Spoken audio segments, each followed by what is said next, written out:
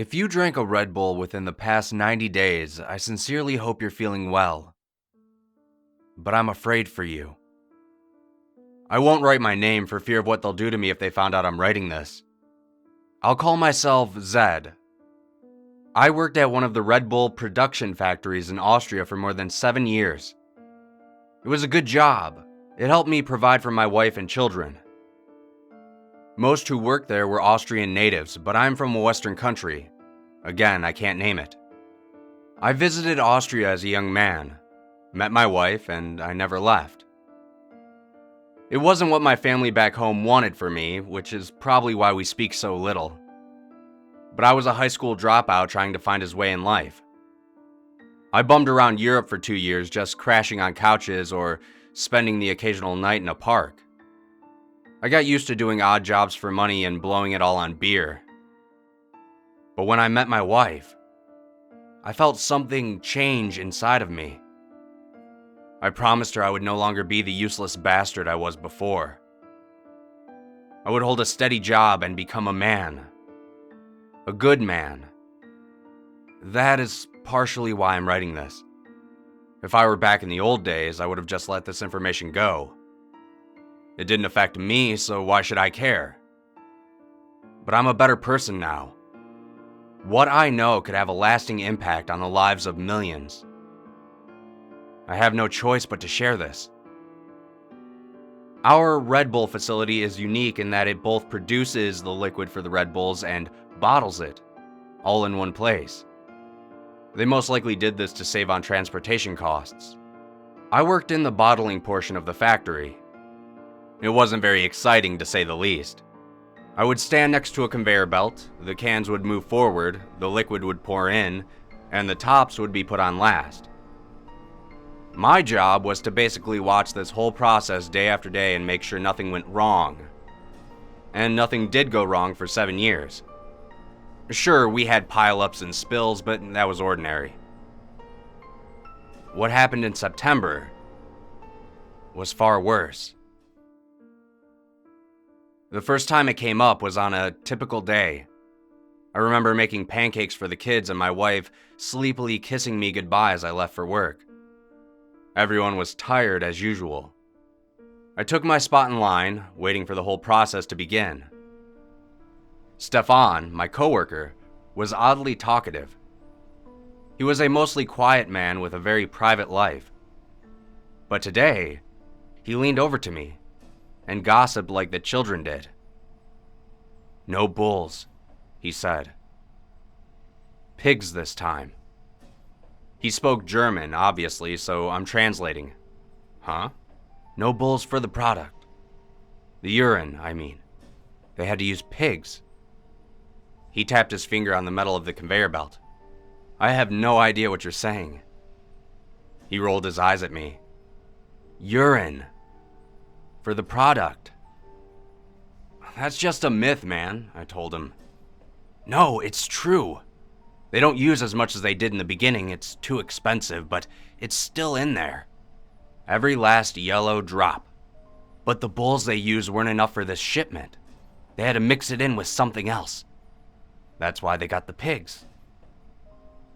He looked around and then whispered to me, "I heard they have something wrong with them."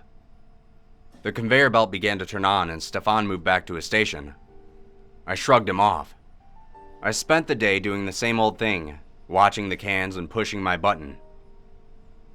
At lunchtime, we all went into the break room. Julia, like usual, had a can of Red Bull with her. Not only did she work there, but she was addicted to the stuff. She cracked it open with a sigh. "Fresh off the line," she said, greedily, gulping it down.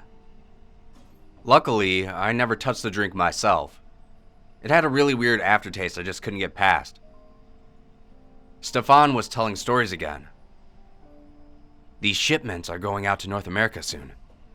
Not sure what'll happen when it reaches them. No bulls, you know. Only pigs." Nobody was taking him seriously. 2 weeks later, Stefan stopped showing up to work. There was no explanation. Nothing. Someone who happened to live near him checked his house, but no one answered. It was a Thursday, I think, when Julia had her seizure. Well, that's what we thought it was. It was 4 weeks after Stefan disappeared. She flopped to the ground and thrashed like an insane person. None of us had ever experienced a seizure before. She was screaming, "They're in my eyes! They're in my brain!" Someone had the idea to shove a wallet into her mouth. I knelt beside her, trying to hold her head up. That's when I noticed the oddity. There were 3 small squiggles in her left eye. They were swimming upwards. Before I could figure out just what was happening, a supervisor instructed 2 men to take her away. He told us that she had a seizure disorder. He said it was normal, nothing to be afraid of. We didn't see Julia again. One of the following nights, I dreamt of the squiggles in her eye. I was standing in the break room, except one of the walls had been replaced with a huge eyeball. One curly line began climbing up the eye, scooping bits of viscera as it ascended. Then, 2 more followed. The lines started to come into focus. They appeared to be white snakes, except blood streaked their long bodies. One of them poked its head out from the wall of the cornea, staring at me with an expressionless face. It had no mouth, but I had a feeling it was smiling at me. I woke up in a cold sweat, breathing shallowly. I could still hear Julia screaming even as I was awake. "They're in my brain." Back at work, a few others started suffering as well. It began with headaches. One person described it as a mild pain, then a pounding, and finally a jackhammer ripping through their skull. After the headache came odd vision problems. Small, oddly shaped lines would pass across their line of sight.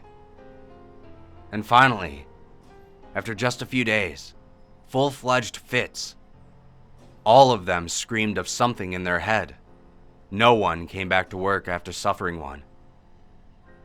The facility started to grow dreary. People were nervous to go to work.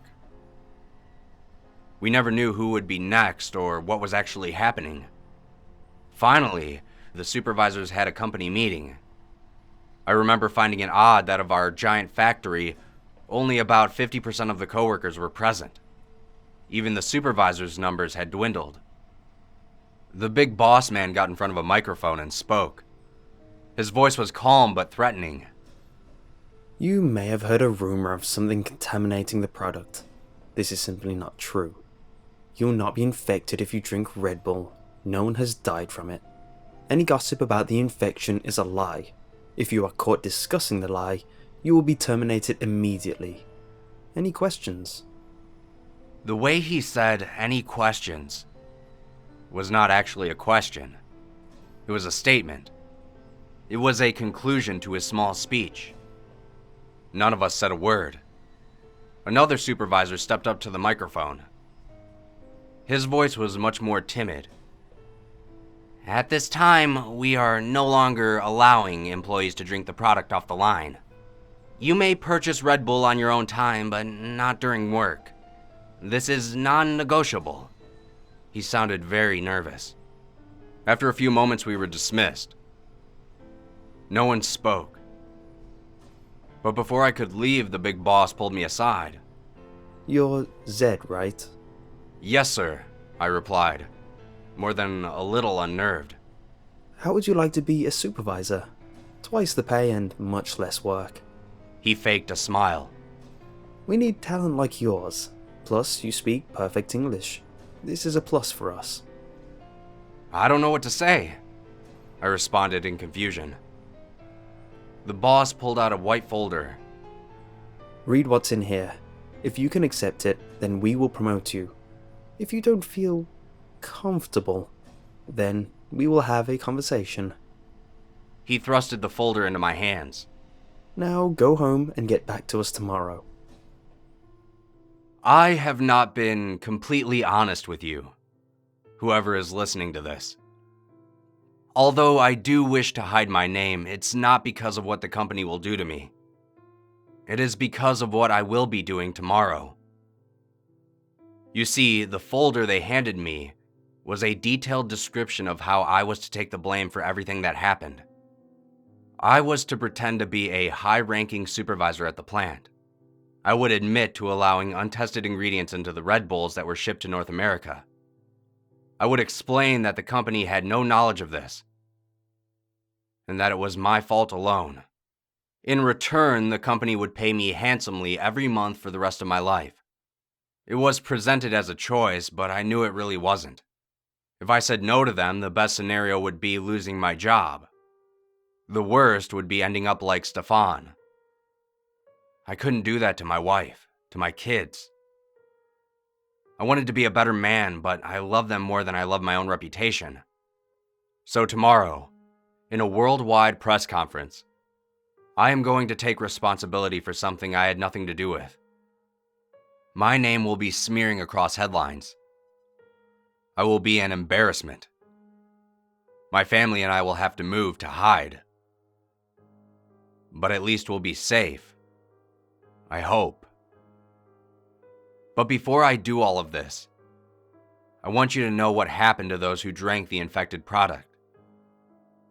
I need to tell someone, especially those of you in North America, because maybe it will happen to you too. The product contains tapeworms. Millions of them. They eat through your body like wolves tearing at a deer. Except, these aren't the ones that you may have heard of. These don't live in your stomach. They travel up to your brain. Like thin, hungry predators, they move up your body and devour the insides of your skull. If you're lucky, you'll survive just long enough to tell your loved ones that you love them. If you aren't, you'll meet the same fate as Julia, writhing on the floor in agony, watching as they swim across your eyeballs. These infected products were shipped between September and November. The recall will start tomorrow, but many of you have already been exposed to the worms. Please seek medical help. Maybe a doctor can save you. Maybe I can save you. But this won't reach as many people as it needs to. If you're listening to this, and you feel a headache coming on, or if you can see a small speck in the corner of your eye, then I am so sorry. To tell the brutal truth, you might as well already be dead.